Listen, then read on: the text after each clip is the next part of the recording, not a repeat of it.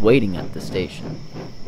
Gordon now knows that if he ever has a problem, he should never be afraid to ask for help.